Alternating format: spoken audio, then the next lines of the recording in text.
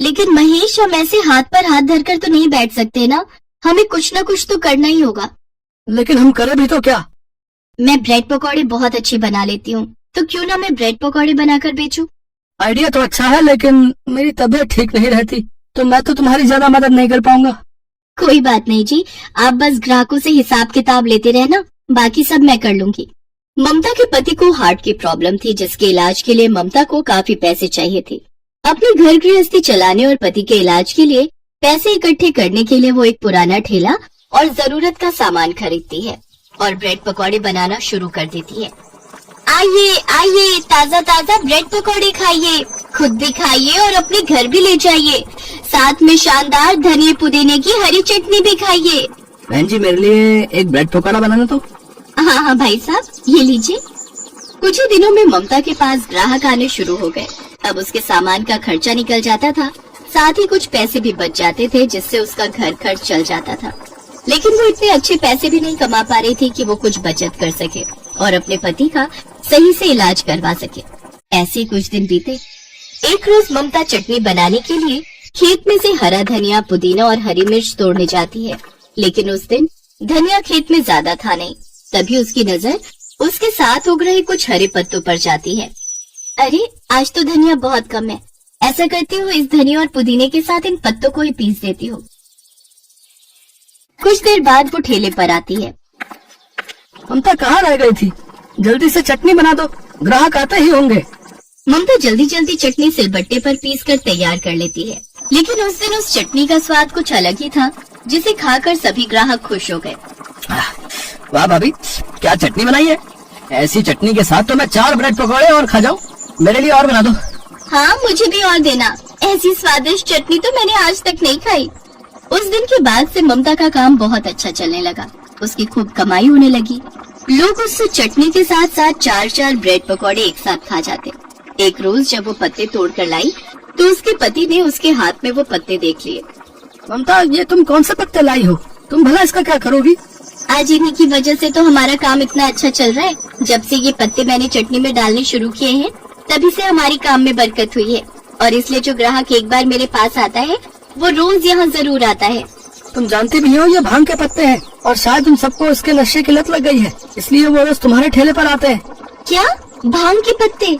हे भगवान, लेकिन इनकी वजह से हमारा काम इतना अच्छा चल रहा है। अगर मैंने ये पत्ते डालना बंद कर दिए तो ग्राहक भी आने कम हो जाएंगे। मैं तो कहती हूँ जी, जो जैसा चल रहा है चलने दो। लेकिन अगर किसी को कुछ हो गया तो? किसी को कुछ नहीं होगा। आज तक नहीं हुआ तो आज क्या होगा? बस आप भी अपना मुंह बंद रखिए। एक रोज एक लड़का विनीत उसके ठेले पर आया और ममता से कहने लगा, भाभी, कल दूसरे शहर से मेरे कुछ दोस्त यहाँ आ रहे। मैंने उनसे आपके ब्रेड पकौड़े और स्वादिष्ट चटनी की खूब तारीफ की है। आप कल 8 लोगों के लिए 3-3 के हिसाब से ब्रेड पकौड़े और चटनी बना देना, ठीक है? हाँ हाँ, आप चिंता मत कीजिए, सब हो जाएगा। अगले दिन विनीत अपने दोस्तों के साथ ममता के ठेले पर आता है। उन सभी दोस्तों में 3 लोगों ने चटनी बहुत ज्यादा खाई और वो सब खाते खाते उन ब्रेड पकौड़ों की भी बहुत तारीफ कर रहे थे। लेकिन अचानक ही वो तीनों खाते खाते जमीन पर गिर गए और बेहोश हो गए। भाभी, ये क्या मिला है इन ब्रेड पकौड़ों में? मेरे ये दोस्त बेहोश क्यों हो गए? मुझे कुछ नहीं पता। विनीत अपने दोस्तों को अस्पताल लेकर गया, जहाँ डॉक्टर ने उससे कहा, देखिए, इनके शरीर में कोई नशीला पदार्थ जरूरत से ज्यादा चला गया है, जिसकी वजह से वो तीनों बेहोश हो गए। विनीत पुलिस को बुलाता उससे पहले ही ममता पुलिस स्टेशन पहुंच गई और उसने पुलिस को सारी सच्चाई बता दी। साहब, मैं जानती थी कि आपको जब सच्चाई पता चलेगी तो आप मुझे पकड़ने जरूर आएंगे, इसलिए मैं खुद ही सरेंडर करने आ गई। मैंने बस मजबूरी में वो सब किया था। मैं तो बहुत कम मात्रा में भांग के पत्ते उसमें मिलाती थी, लेकिन उन तीनों ने चटनी जरूरत से ज्यादा ही खा ली, जिस वजह से वो बेहोश हो गए। दरअसल मेरे पति एक बहुत बड़े बिजनेसमैन थे और उन्होंने अपनी सारी जमा पूंजी शेयर मार्केट में लगा दी थी, लेकिन शेयर मार्केट में हुए भारी लॉस के कारण हम बर्बाद हो गए और हम सड़क पर आ गए। तब से हम यही एक झोपड़ी बनाकर रहने लगे और घर खर्च चलाने के लिए मैंने ब्रेड पकौड़े का काम शुरू कर दिया। साहब, मैंने लालच में आकर वो चटनी बनाई। हालांकि मेरा इरादा किसी को नुकसान पहुंचाने का नहीं था, लेकिन मैं जानती हूँ मुझसे गलती हुई है, तो आप मुझे सजा दे सकते हैं। अगर आप चाहती तो भाग भी सकती थी, लेकिन आपने ऐसा नहीं किया, इसलिए आपकी मजबूरी को देखते हुए मैं खुद जज साहब से आपको कम से कम सजा देने की दरखास्त करूंगा। ममता को केवल 3 महीने की जेल और 1000 के जुर्माने की सजा होती है। जेल से छूटने के बाद एक एनजीओ वाले आकर ममता की मदद करते हैं, जिसके लिए वो उसे 10 लाख रुपए देते हैं। ममता उन पैसों से अपने पति का इलाज करवाती है, जिससे वो पूरी तरह ठीक हो जाता है। साथ ही वो अपने ब्रेड पकौड़े के काम को बड़ी ही ईमानदारी से चलाती है और उसमें किसी भी नशीले पदार्थ का इस्तेमाल नहीं करती। ग्राहकों की भीड़ अब फिर से उसके ठेले पर लगनी शुरू हो जाती है और उसका काम अच्छा चलने लग जाता है। सुमन रोजाना गरम गरम हलवा बनाती और बाजार में ठेले पर बेचने के लिए निकल जाती। उसका हलवा बहुत लोग पसंद करते थे, सबसे ज्यादा बच्चे। सुमन की आवाज सुनकर गली के सारे बच्चे उसके ठेले के पास खड़े हो जाते थे। आओ बच्चों, गरम गरम हलवा खाओ, खाकर मौज उड़ाओ। सुमन चाची, मुझे भी 5 रुपए का हलवा दे देना। सुमन चाची, मुझे भी देना। सुमन, ये देख, मेरा लाडला कितना रो रहा है। कब से कह रहा था, दादी सुमन चाची आए तो मुझे हलवा दिलवाओ। ला, 10 रुपए का हलवा कर दे। हाँ काकी, अभी देती हूँ, ये लो। सुमन रोजाना हलवा बेचकर ऐसे ही थोड़े पैसे कमा लेती थी, जिससे उसका घर का गुजारा होता था।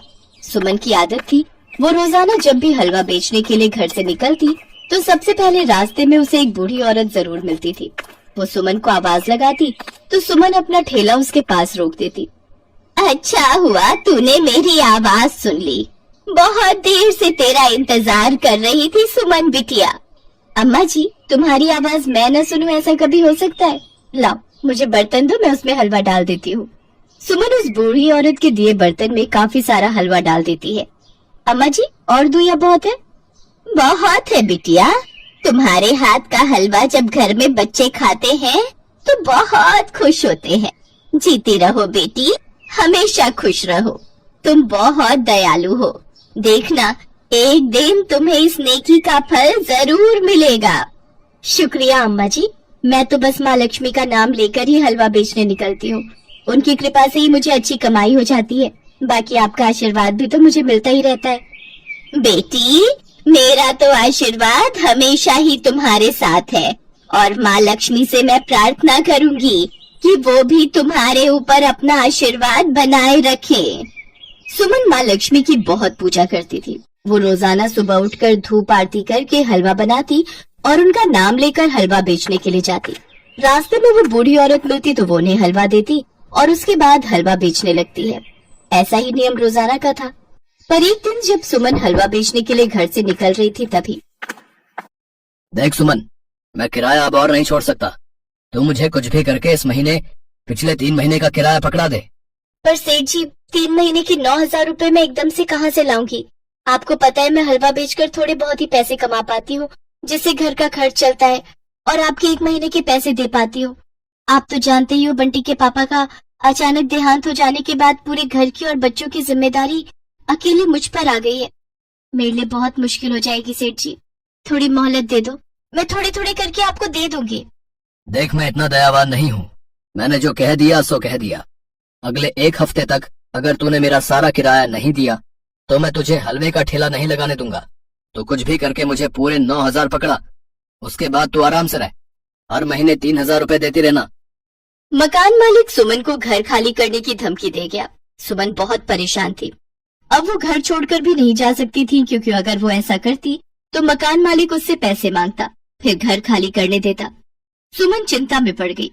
हे लक्ष्मी माँ, कहाँ से पैसे लाऊं? इतनी जल्दी तो मैं कमाई भी नहीं कर सकती। हलवा तो मुश्किल से 200 रुपए का ही बिकता है। 1 हफ्ते में 9,000 रुपए कैसे जोड़ पाऊंगी? मेरी मदद करो माँ। अगले दिन सुमन हलवा बनाती है और बेचने के लिए जाती है। तभी वो बूढ़ी अम्मा सुमन को आवाज लगाती हैं। पर आज सुमन का चेहरा उदास था। तभी वो बूढ़ी अम्मा सुमन से पूछती हैं, क्या हुआ बेटी, तुम थोड़ी परेशान दिखाई दे रही हो? हमेशा तो तुम हंसती रहती हो, तुम्हारी मुस्कुराहट कहाँ है आज? अम्मा जी, बस ऐसे ही परेशान हूँ। चिंता है थोड़ी पैसों की। मुझे किराया भरना है, वो भी 1 हफ्ते में। यही समझ में नहीं आ रहा कि मैं इतनी जल्दी एक साथ सारे पैसे कैसे इकट्ठे करूँ। बेटी, तुम मुझे रोजाना मुफ्त में हलवा देती हो, पर मेरे से कभी भी पैसे नहीं लेती। तुम चाहो तो ये हलवा मुझे देना बंद कर दो। तुम इस हलवे को बेचकर और पैसे कमा सकती हो। नहीं नहीं अम्मा जी, ऐसा सोचना भी मत। मुझे आपको हलवा देना अच्छा लगता है। आप मेरी माँ समान हो और माँ से बेटी कभी पैसे नहीं लेती। सिर्फ आशीर्वाद लेती है। आप बस मुझे आशीर्वाद दो कि मैं 1 हफ्ते में हलवे से अच्छी कमाई कर सकूं, ताकि मेरे पैसे जुड़ जाएं और मैं किराया दे दूं। बेटी, आज तक तुमने मेरे से सिर्फ आशीर्वाद ही मांगा है और मैंने भी तुम्हें कभी कुछ नहीं दिया। आज मैं तुम्हें कुछ देना चाहती हूँ। ये लो बेटी, ये माँ लक्ष्मी की मूर्ति है। इसे अपने ठेले पर रख लेना और इसकी पूजा आरती करना। देखना, माँ लक्ष्मी के आशीर्वाद से तुम्हारी अच्छी कमाई होगी। अम्मा जी, आपने ये लक्ष्मी माता की मूर्ति देखकर सचमुच मेरे अंदर एक अलग सी हिम्मत ला दी है। आपके साथ साथ मुझे माँ लक्ष्मी का भी आशीर्वाद मिल गया। बूढ़ी अम्मा से लक्ष्मी माता की मूर्ति लेकर सुमन अपने ठेले पर सजा लेती है और हलवा बेचने से पहले वो लक्ष्मी माता की पूजा आरती करती है। उस दिन सुमन की बहुत कमाई होती है। इतनी कमाई आज तक सुमन की कभी नहीं हुई थी जितनी आज हुई। वो माँ लक्ष्मी को धन्यवाद कहती है। अब तो वो बूढ़ी अम्मा से मिलती तो उनसे सारी खुशी की बात कहती। 4-5 दिनों में ही सुमन की बहुत अच्छी बिक्री हो गई। किराए से अलग भी उसके पास बहुत पैसे इकट्ठे हो गए, इतने कि वो एक दुकान किराए पर ले सकती थी। मकान मालिक भी पैसे लेकर चुपचाप वापस चला गया। ये खुशी की बात बताने के लिए अगले दिन जब सुमन हलवा बेचने निकली तो वो बूढ़ी औरत दिखाई नहीं दी। सुमन थोड़ी परेशान हो गई। उसने आसपास के दुकान वालों से इस बारे में पूछा। भैया, वो यहाँ पर एक बूढ़ी अम्मा बैठी थी ना, जिनको मैं हलवा देकर जाती थी, क्या आपने उन्हें कहीं देखा है? वो वहाँ पेड़ के नीचे बैठती थी। नहीं बहन, मैंने तो किसी को भी नहीं देखा। तुम किसकी बात कर रही हो? वहाँ पेड़ के नीचे तो मैंने कभी किसी बूढ़ी औरत को नहीं देखा। ऐसा कैसे हो सकता है? अम्मा जी कहाँ चली गई? मुझे तो बहुत घबराहट हो रही है। अम्मा जी, आप कहाँ हो? आप ऐसे कहाँ चले गए? किसी को आपके बारे में कुछ नहीं पता। सुमन उदास हो जाती है। उसी रात माँ लक्ष्मी सुमन को सपने में दर्शन देती है। सुमन, तुम्हारी निस्वार्थ भक्ति से मैं प्रसन्न हूँ। वास्तव में मैं बूढ़ी औरत के रूप में तुम्हारी परीक्षा ले रही थी। तुमने हमेशा उन बूढ़ी औरत के रूप में मुझे ही तो हलवा खिलाया था। मैं तो तुम्हारे दुख दूर करने आई थी। मेरे आशीर्वाद से अब तुम्हें धन धान्य की कोई कमी नहीं होगी। बेटी, हमेशा अपने बच्चों के साथ खुश रहो। मेरा आशीर्वाद हमेशा तुम्हारे साथ है। इतना कहते ही माँ लक्ष्मी अंतर्ध्यान हो गई। सुमन सपने से जाग गई। उसकी आंखों में खुशी के आंसू थे। सुमन अपने बच्चों को गले से लगा लेती है और माँ लक्ष्मी को धन्यवाद करती है। अब सुमन की जिंदगी में खुशियाँ थी। वो अपने बच्चों को अच्छी परवरिश दे सकती थी। धीरे धीरे सुमन ने एक मिठाई की दुकान खोल ली, जहाँ पर वो हलवे के साथ साथ और भी बढ़िया मिठाई रखने लगी। सुमन ने लक्ष्मी माँ की उस मूर्ति को दुकान में ही एक मंदिर में सजा दिया। दुकान पर जो कोई भी गरीब और जरूरतमंद मदद के लिए आता तो सुमन निस्वार्थ भावना से उनकी मदद करती, जिससे सभी गरीब और जरूरतमंद उसको दुआएं देकर जाते, जिससे सुमन की दुकान पर कभी भी ग्राहकों की कमी नहीं हुई।